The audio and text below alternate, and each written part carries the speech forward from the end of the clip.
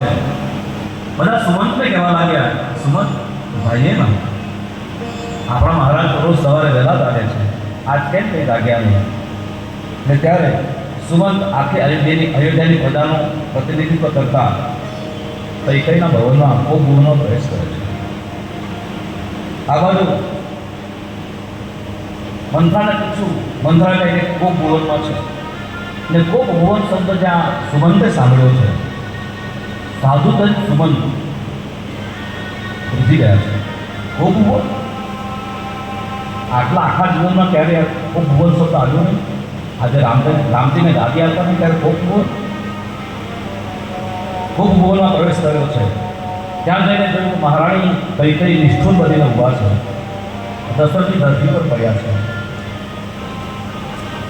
વયોવૃદ્ધ સુમંત, આ સુમંત બહુ અદ્ભુત પાત્ર છે. અયોધ્યામાં જેટલું માન સન્માન દશરથનું કરવામાં આવતું એટલું જ અયોધ્યાના લોકો આ સુમંતનું માન સન્માન કરતા. ખૂબ સાધુકારી મંત્રી છે, સચિવ છે. સુમંતે પોતાના અન્નદાતાને આવીને નીચે સૂતેલા જોયા છે, પડેલા જોયા છે, હૈયું ભરાયું છે, પ્રણામ કર્યા. મહિપતિ સુમંત પ્રણામ કરે છે. મહારાજ, આજ કેટલો મોટો દિવસ છે, હજુ તમે તૈયારી ન કરી? આજે તો રામને રાજતિલક આપવાનું છે, શું ભૂલી ગયા? અનેક વખતે દશરથજી લાગ્યા છે. સુમંતનો હાથ પકડ્યો. સુમંત, ક્યાં મારું અને કૌશલ્યાનું ભાગ્ય ફૂટી ગયું. મહારાજ, આવું અમુંગલ નહીં બોલવું. શું છે? હા સુમંત, હું એમ માનતો હતો તમે બસ બહુ જ પુણ્ય કર્યા છે, પણ આ ખબર પડી કે ગયા જન્મમાં મેં બહુ જ પાપ કર્યા હશે, અને આજ એ પાપોએ અમારી બાજી બગાડી નાખી. સુમંત, અયોધ્યા લૂંટાઈ ગઈ છે. અને આ બોલતા બોલતા ઘડી પાછા નીચે પડ્યા છે. સુમંતે કંઈ કહી શક્યા નહીં દશરથજી. અને ત્યારે કૈકેયી પૂછી રહ્યા છે સુમંતની, દેવી તમે બતાવો ને, મહારાજે શું કહ્યું છે? બહાર લોકો રાહ જુએ છે, પ્રતીક્ષા કરે છે, લોકોને મારે ભાવ આપવાનો છે. અને ત્યારે કૈકેયી જૂઠું બોલી છે કે સુમંત, આ મહારાજ કંઈ કહે તો ખબર પડે ને. બસ ન જાણે એમના મનમાં શું હેતુ છે. રામ રામ રામ રામ કઈ કહીને સવાર પાડી દે છે. એક કામ કરો, હોશિયાર કૈકેયી એમ કીધું છે કે તમે રામને અહીંયા નહીં કરો. કારણ કે કૈકેયી રામને ક્યાં આવવાની વાત કરી છે, અને એ જ વખતે સુમંતને એમ લાગ્યું કે બરાબર વાત છે, અહીંયા રામની જરૂર છે. તો સુમંત સીધા ત્યાંથી રામને બોલાવવા માટે લેવા માટે જાય છે. બહાર નીકળે તો આખી અયોધ્યા સુમંતને ઘેરી વળી છે કે શું છે, ક્યાં ઉભા થયા, મારાની તબિયત તો બરાબર છે ને? સુમંતે કહ્યું થોડી રાહ જુઓ, હમણાં હું કંઈ કહી શકતો એમ નથી. સીધા રામજીની પાસે રામના ભવનમાં ગયા છે. એમ કહ્યું કે રાઘવ તમને પિતાજી યાદ કરે છે, જલ્દી ચાલો. રામજી હજુ હમણાં પોતાની પૂજા પૂરી કરી હતી અને પૂજાના વસ્ત્રો જ પહેર્યા હતા, અને પૂજાના વસ્ત્રોમાં જ સુમંતની સાથે ત્યાંથી નીકળ્યા છે. વસ્ત્રો પણ બદલ્યા છે. એમને આવ્યા છે, રામને લઈને આવ્યા છે. આગળ સુમંત છે, પાછળ રામ છે. લોકો બધા જોઈ રહ્યા છે, કંઈ પૂછી શકતા નથી, ફક્ત જોઈ રહ્યા છે. આ બાજુ સુમંત રામને લઈને આવે છે ગોપભુવનમાં. જઈને જોયું તો દશરથ જમીન પર સૂતા છે, ઉપર પડ્યા છે. રામજીએ પહેલી વાર જોયું કે પોતાના પિતા દુઃખી છે. આના પહેલા રામજીએ દુઃખ શું કહેવાય જગતમાં એ ક્યારે જોયું નહોતું. અને ખરેખર આ જગતમાં ઘણા સુખી લોકો એવા છે, એટલા સુખી હોય કે એમણે પોતાના જીવનમાં દુઃખ ક્યારેય જોયું હોતું નથી. કંઈક સુખિયા એવા હશે આ જગતમાં, જન્મીને કદી રોયા નથી. એવો પ્રસંગ જ નથી આવે આપણા મનમાં, જીવનમાં, કે ક્યારે જોવું પડે, કંઈ દુઃખ આવે.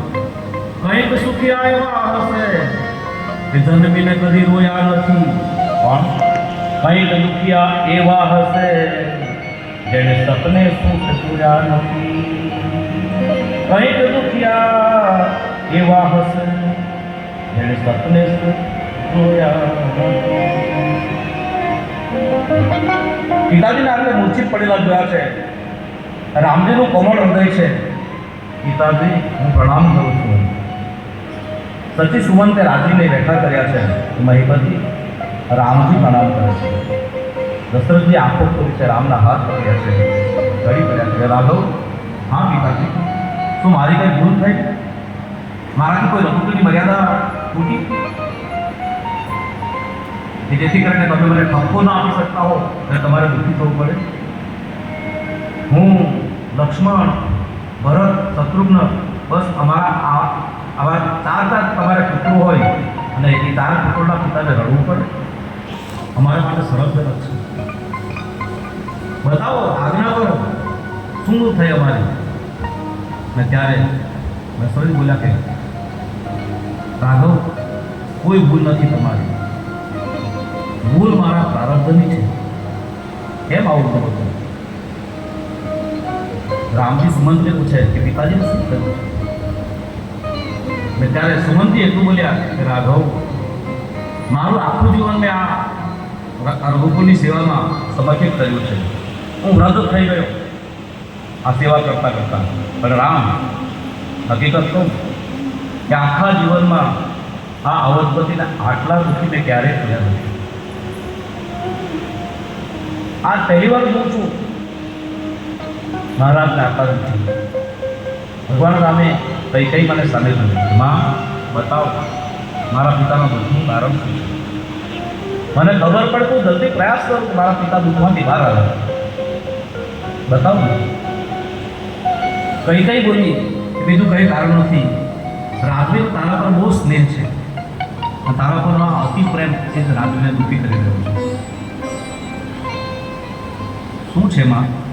તો બસ રાજવીએ મને વચન માગવા કહ્યું. મેં વચન માગ્યું. શું માગ્યું માં? બસ પહેલું વચન મેં એ માગ્યું કે ભરતને શાસન આપ્યું. અને આ શબ્દ સાંભળતા રામના તો અંગ પુલકિત થઈ ગયા. ખૂબ ખુશી થયા કે માં સાચું ભરત માટે ગાદી માગી? તો કે હા માં, મારા ભાઈને અયોધ્યાની ગાદી મળે, આના જેવા આનંદના સમાચાર મારા માટે બીજા કયા હોય? મારું હિત તારા સિવાય બીજું કોણ વિચારી શકે? માં, તે મારા મનની ઉમ્મીદ પૂરી કરી. માં, બીજું વરદાન શું માગ્યું? તાપ વિશેષ ઉદાસી 14 વર્ષ રામ બનવાસી. તપસ્વીનો વેશ રહી ઉદાસીન બની રામ તારે 14 વર્ષ માટે વનમાં જવાનું. 14 વર્ષનો રામનો વનવાસ. આ શબ્દો સુમંતે સાંભળ્યા છે અને સુમંતને ચક્કર આવી છે અને એ રીતે પડ્યા છે કે શું થયા છે. પણ જ્યાં રામજી આ શબ્દ સાંભળ્યા તો બસ ભગવાનના ચહેરા પર ખૂબ પ્રસન્નતા વ્યાપી ગઈ. બસ આટલી નાની એવી વાત અને આટલી નાની એવી વાત પર મારા પિતાજી આટલું બધું દુઃખ બનાવે. મારો ભાઈ ભરત ગાદી પર બેસે અને હું 14 વર્ષ વનમાં જાઉં, બસ આટલી નાની એવી વાત પર આટલું બધું દુઃખ? માં, આ તો બહુ સામાન્ય છે, બીજું તો કંઈ કારણ નથી. ના, તારા પિતા સંકટમાં છે, તારા પ્રત્યેનું પ્રેમ છોડી શકતા નથી અને વચન પણ છોડી શકતા નથી. બસ રામ, તમે આપણા રઘુકુળની રીતને બિરદાવો. અને એ જ વખતે રામ માના ચરણનું વંદન કરે છે. બહુ સરસ બોલ્યા કે માં, આ તો મારા ભાગ્યનો ઉદય કરવો છે. બોલતા બોલતા રામની આંખમાં પ્રેમનો આંસુ આવી ગયા કે માં, તે મારી ઈચ્છા પૂરી કરી છે. બસ હવે હું કૌશલ્યામાં મારી એમના આશીર્વાદ લઈ અને વનમાં જવાની તૈયારી કરું છું. આ બાજુ સુમંતના જે દીકરો હતો સચિવ પુત્ર, એને સાથે લઈ અને રામ ત્યાંથી કૌશલ્યમાના ભવને જવા જાય છે. આ બાજુ આખા ગામમાં વાત વ્યાપી ગઈ. બસ રામને વનવાસ મળ્યો છે. જ્યાં લોકોએ આ સાંભળ્યું રામ વનવાસ, આરતીના દીવડાઓ બુઝાવવા લાગ્યા. એ બધી રંગોળીઓ કોઈ હતી એ ધ્રુજતા પાકે લોકો રંગોળીઓ સહ કરવા લાગ્યા છે, ઘૂસવા લાગ્યા છે. ફૂલની માળાઓ બનાવવાની બધી તૂટવા લાગી છે. રામ વનવાસ. આખી બાજી પલટાઈ ચૂકી છે અયોધ્યાની. આ બાજુ રામ સચિવ પુત્રને લઈને કૌશલ્યાના ભવનમાં આવ્યા છે. આ બાજુ કૌશલ્યવાળા તો કંઈ ખબર નથી શું થયું છે. આખી રાત જાગ્યા છે. આખી રાત જાગી અને રામને કયા કપડાં પહેરાવવાના એ બધું પસંદ કરી અને પોતાના ઈષ્ટદેવ ભગવાનની સામે થાળીઓ મૂકીને મૂકી રાખ્યા છે. આ ઘરેણાં પહેરાવીશ પસંદગી કરી અને બધું જ તૈયાર કરી રાખ્યું છે. ખૂબ આનંદમાં ગયેલી છે માં. એ જ વખતે ભગવાન રામે પ્રવેશ કર્યો છે. માના ચરણોમાં આવીને પ્રણામ કર્યા. બાબાજી છે રઘુકુલ તિલક જોરી દોહા મુદિત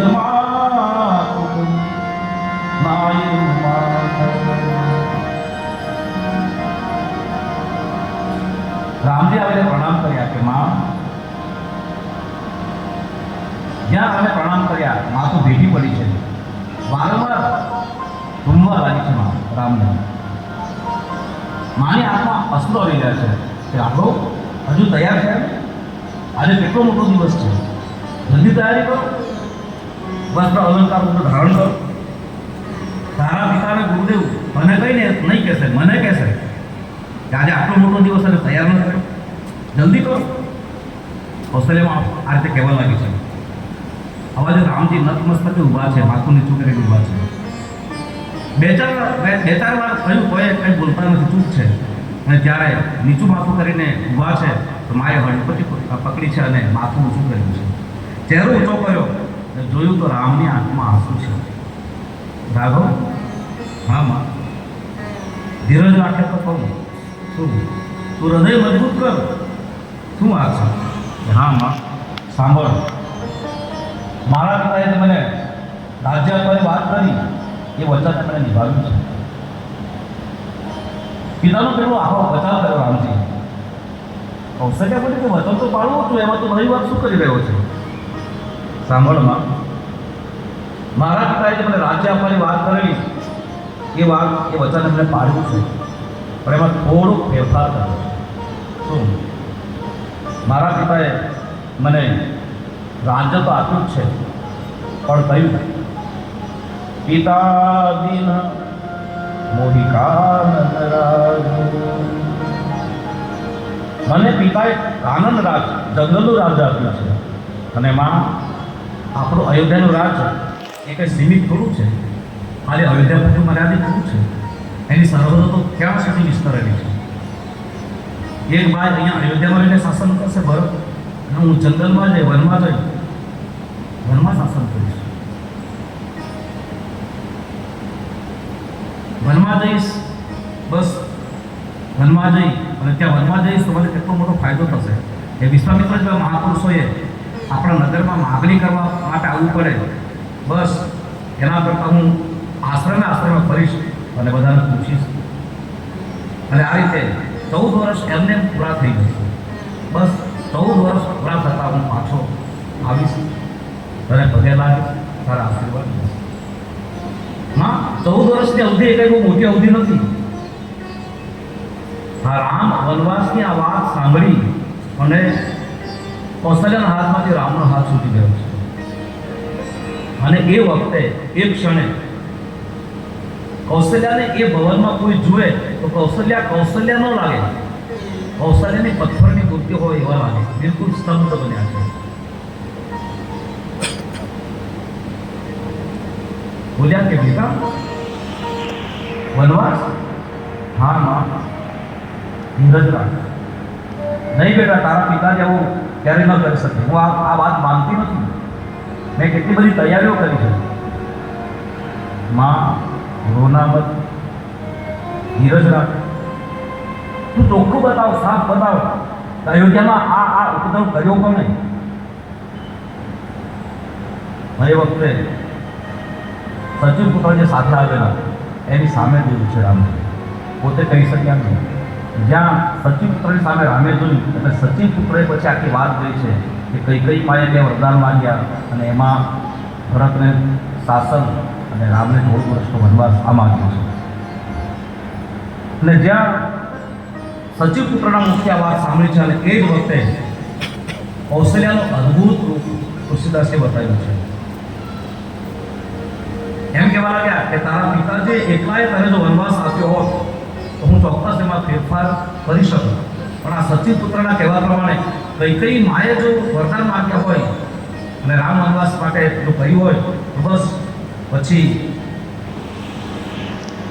માતા અને પિતા બંને આ રીતે તને સૂચના આપી ગણાય. અને એટલા માટે મારો આશીર્વાદ છે એ વન એક અયોધ્યા નહીં 100 અયોધ્યા જેટલું એ વન તને સુખ આપવું. કારણ મા કૈકેયી અને પિતા દશરથ એણે તને વનવાસ આપ્યો. એટલા માટે કાનન એટલે કે જંગલ સત અવધ સમાના એ 100 અયોધ્યા જેટલું તને સુખ આપ્યું. કૌશલ્યામાં આ પ્રસંગે કેટલું સમર્પણ કર્યું છે. એ કૌશલ્યમાંની મમતાની શું સ્થિતિ થઈ હશે. પણ બસ આટલું બોલ્યા પછી માં ફરી ગયા છે. સહી સજ્જન બહુ રડ્યા છે. રામજી સમજાવે ત્યારે કૌશલ્યજી બોલ્યા છે રામ આજ મારે એટલું જ કહેવું છે બળભાગી બન અવધભાગી જો રઘુવંશ તિલક તુમ ત્યાગી. આજ વન ભાગ્યશાળી સાબિત થઈ ગયું. મારી અયોધ્યા અભાગળ બની ગઈ. હવે હું એ દિવસ ક્યારે જોઈશ કે જ્યારે હું તારા માથા પર હાથ મૂકીશ, ક્યારે હું તને રઘુવર તાત કહીને બોલાવીશ. 14 વર્ષ કેમ કરીને વીતશે. માં ખૂબ દુઃખી થયા છે.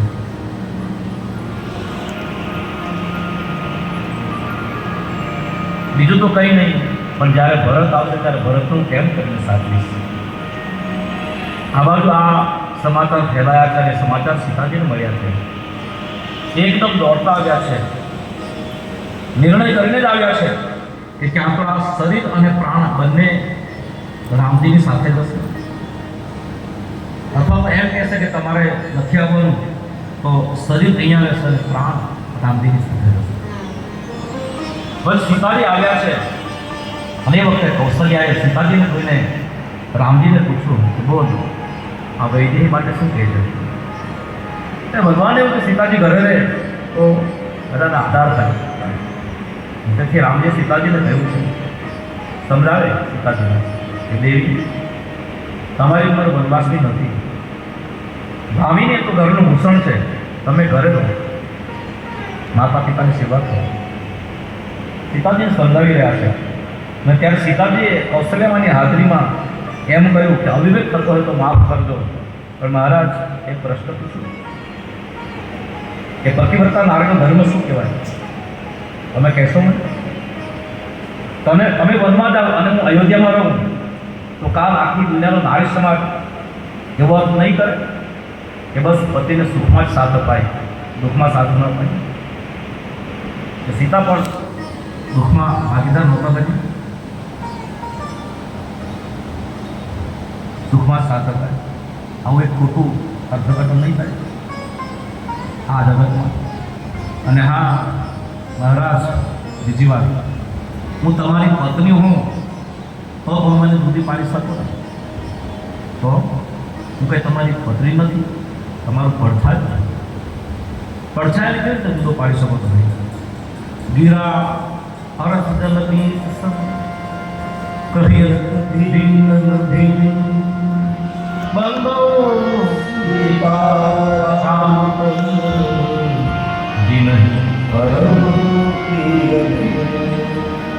ભગવાન સમજી ગયા કે વૈદેહી પ્રાણ છોડી જશે. એટલે દેવી બસ સાદા કપડાં પહેરી તૈયારી કરો. કૌશલ્યા જોઈ રહ્યા છે બધું સામે. આખી દુનિયા લૂંટાવા લાગી છે કૌશલ્યામાં. આ બધું લક્ષ્મણજીને સમાચાર મળ્યા છે, દોડતા આવ્યા છે કે મને ભગવાન શું કહેશે. લક્ષ્મણજીને આવેલા જોઈ ભગવાને જો લખન તારે બધાને સંભાળ લેવાની છે. હું અને સીતા વનમાં જઈએ છીએ. ભરત અને શત્રુઘ્ન નથી, તો બસ બધાને સંભાળ લે. ભગવાન માટે કહી રહ્યા છે ત્યારે લક્ષ્મણજી બહુ સરસ બોલ્યા છે કે પ્રભુ અવિવેક થાય તો માફ કરજો. ધર્મ અને નીતિના ઉપદેશ એને થાય કે જેને આ લોકમાં કીર્તિ જોઈતી હોય અને પરલોકની મુક્તિ જોઈતી હોય. તો પ્રભુ મારે આ લોકમાં કોઈ કીર્તિ નથી જોઈતી અને પરલોકની કોઈ મુક્તિ નથી જોઈતી. બસ મારે જોઈએ છે ફક્ત તમારા ચરણની સેવા જોઈએ છે. પ્રભુ જે અયોધ્યા મારા મા બાપ અને સીતારામને અયોધ્યામાં ન રાખે હું ત્યાં નહીં રહું. આ તો રઘુકુળની મર્યાદા મને આવી આવે છે, બાકી રામ વનવાસ આપનારને હું જીવતા રહેવા નહીં દઉં. પ્રકૃતિ ફરવા લાગી છે, ધ્રુજવા માંડ્યા છે લક્ષ્મણજી. ભગવાન સમજી ગયા કે લક્ષ્મણ કદાચ અનર્થ કરી નાખશે. લક્ષ્મણજીને એમ કહે કે બસ માં સુમિત્રા જો રજા આપે તો તું પણ આવ. લક્ષ્મણજી એકદમ સુમિત્રાની પાસે દોડ્યા છે. હવે સુમિત્રાને તો કઈ ખબર જ નથી કે શું થઈ રહ્યું છે. લક્ષ્મણ આવી અને પ્રણામ કરે. હવે સુમિત્રામાં તો રંગોળી પૂરે છે, બધું કરે છે.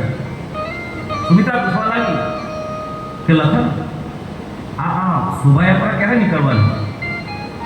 શું રાત્રિનો કોઈ સમય કંઈ ફર્યો છે? આ બધા વાજિંત્રો વાગતા હતા ક્યાંક બંધ કેમ થયા છે?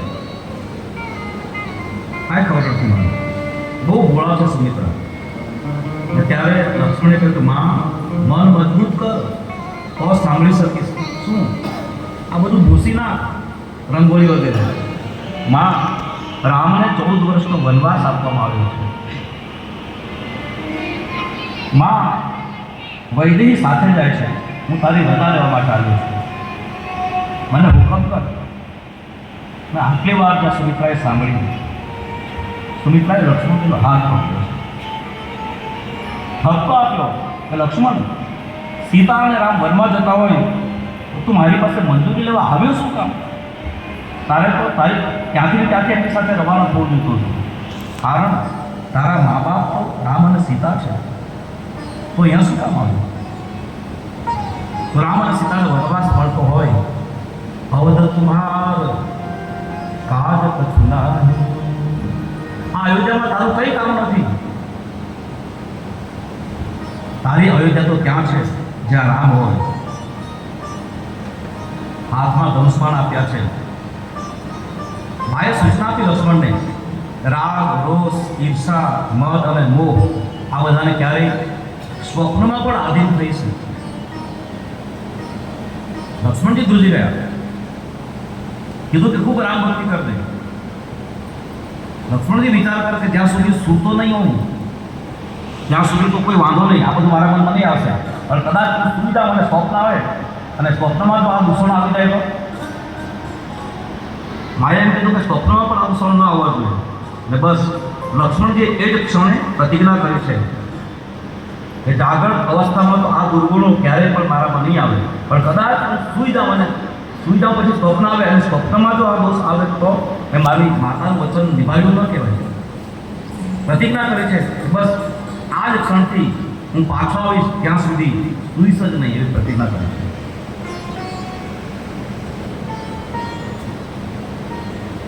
સુમિત્રામાં ધન્ય બન્યા છે. કારણ કે સ્વપ્ન આવે તો દુર્ગુણ પ્રવેશ કરે અને સ્વપ્ન ક્યારે કે નિદ્રા ઊંઘવા જાવ તો નહીં, ઊંઘી શકીએ. રામ ભક્તિની સફળતા માટે ખૂબ આશીર્વાદ આપ્યા છે. પુત્રને રવાના કરે છે. આવા જો ઉર્મિલાને ખબર પડી કે પ્રભુ વનમાં જાય છે, એની સાથે મારા પતિ પણ એની સેવામાં જાય છે. અને ત્યારે ઉર્મિલાને એમ થયું કે કદાચ પ્રણામ કરવાના બહાને પણ હું લક્ષ્મણજીની સામે જાઉં, પતિની સામે જાઉં, રસ્તામાં પણ ઊભી રહીશ તો મારા પતિને સંકોચ થશે. એને એમ લાગશે કે કદાચ મારી પત્ની મને એમ તો નહીં કે હું સાથે લઈ જાઉં. જો મારું સૌભાગ્ય એ જો ભગવાનની સેવામાં જતું હોય તો બસ એના માર્ગમાં એને જરાક પણ સંકોચ પણ થાય એવું મારે થવા દેવું નથી, કોઈ વિઘ્ન આવવા દેવું નથી. રસ્તામાં સામે આવ્યા નથી લક્ષ્મણજીની સામે, છુપાઈ ગયા છે, સંતાઈ ગયા છે. છુપાયેલું પાત્ર છે ઉર્મિલા.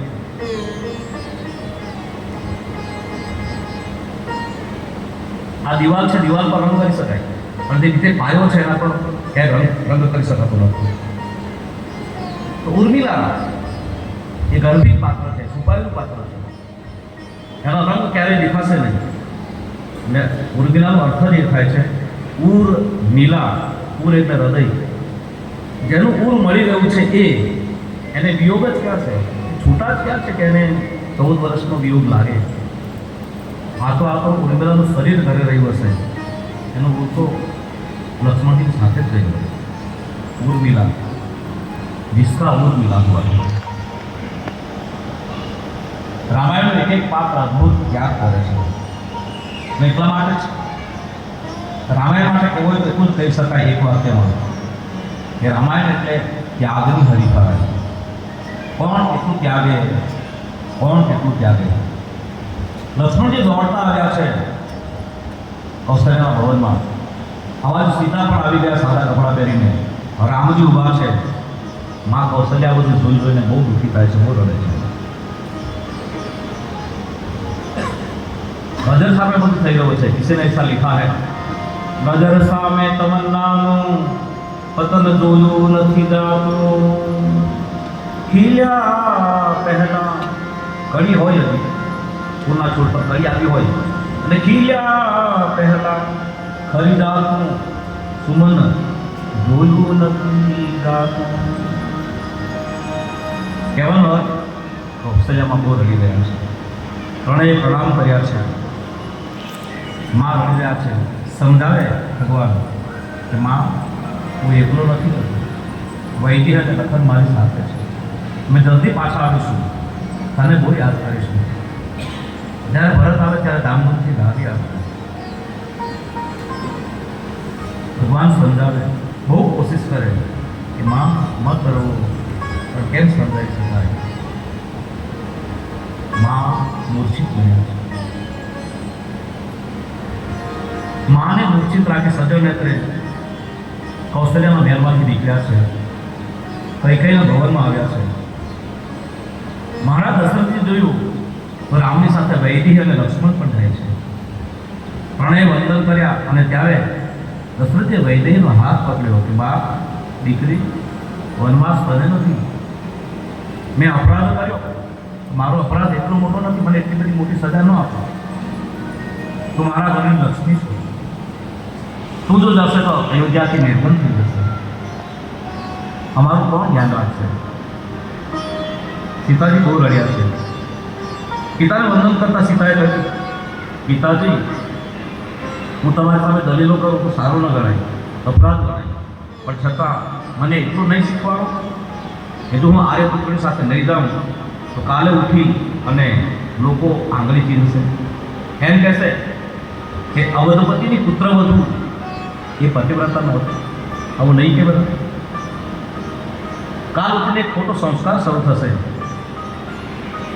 વૈદેહીને સમજાવી શક્યા નહીં।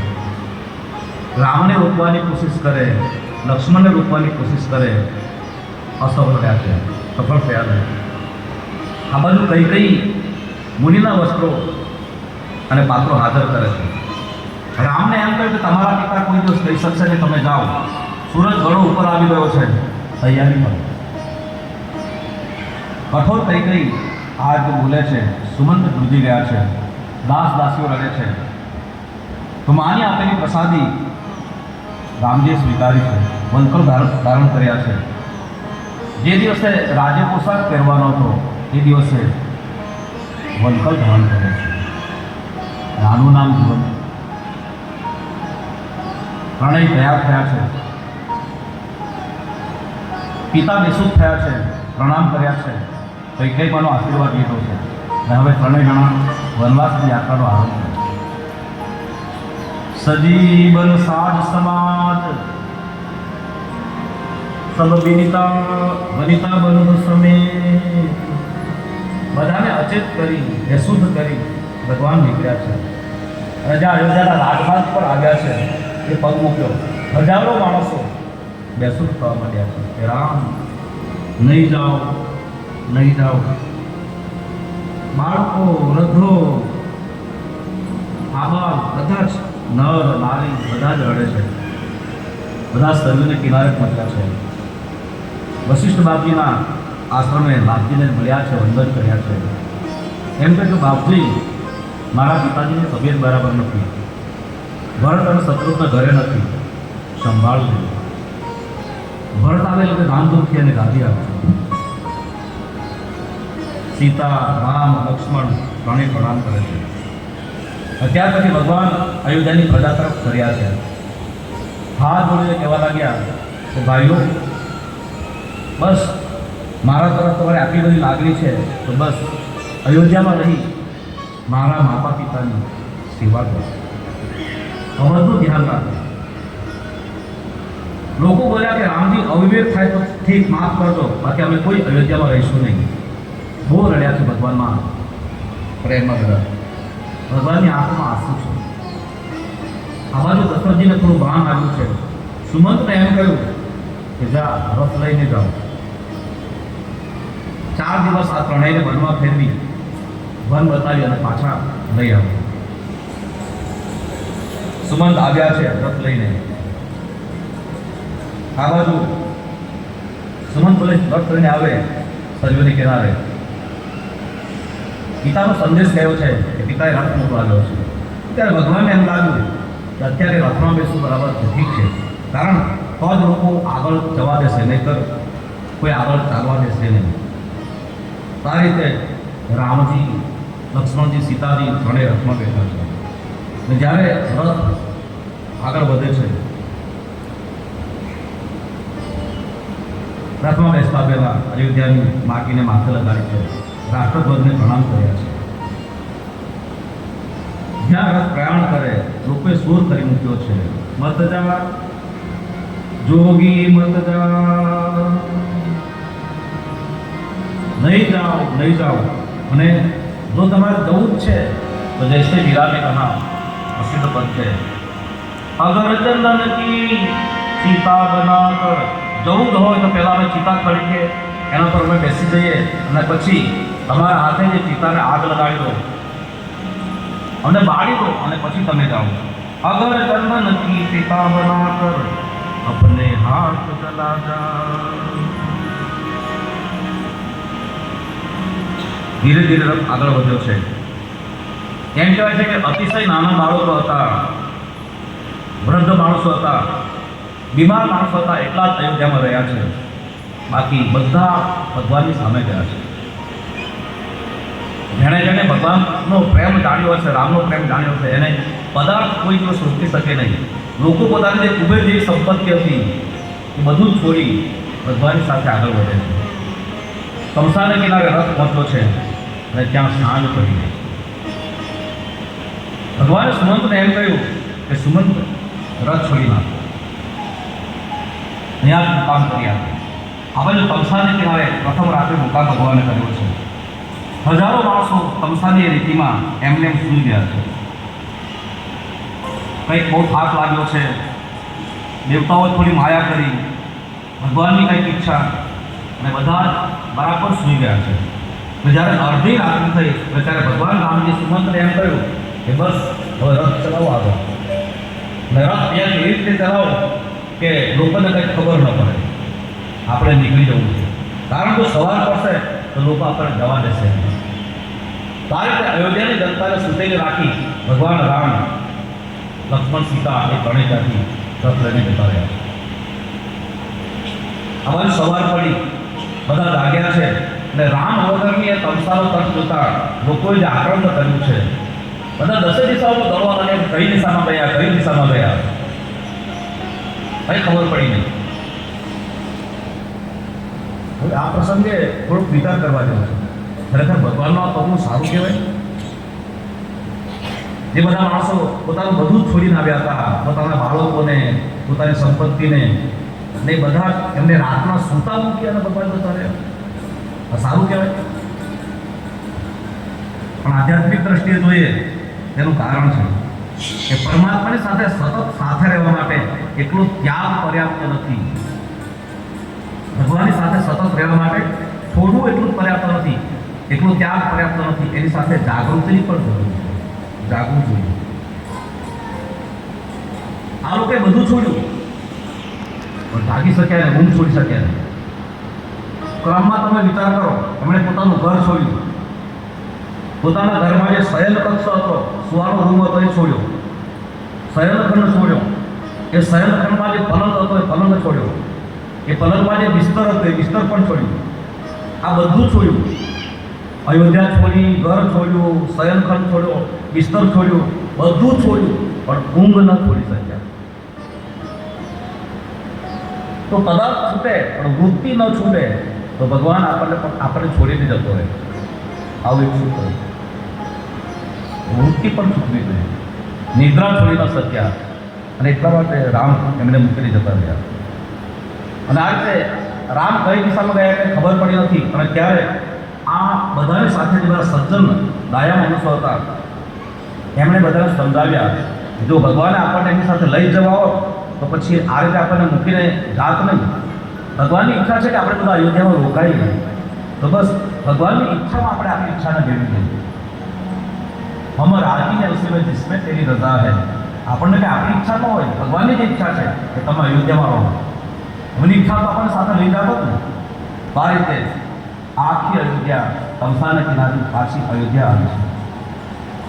આ લોકો બધા પોતાની જાતને માછલા કરતાં પણ તુચ્છ માનવા લાગ્યા. એ કમસે કમ માછલું પાણીના વિયોગમાં મૃત્યુ તો પામે છે. આપણને ધિક્કાર છે કે આપણે રામના વિયોગમાં મરી ન ગયા. આવો ભાવ લોકોના મનમાં છે. અયોધ્યામાં આવ્યા છે, બસ બધા જ પોતાને જ્યાં જગ્યા મળી, કોઈને કાંઈ ભાન નથી. બસ બધાએ નિયમો ધારણ કર્યા છે, વ્રતો ધારણ કર્યા છે. 14 વર્ષ સુધી રસોઈ નહીં કરવાની, ઘરમાં કોઈ દીપ પ્રગટાવવાનો નહીં. કારણ કે દીપ પ્રગટાવી અજવાળું કરી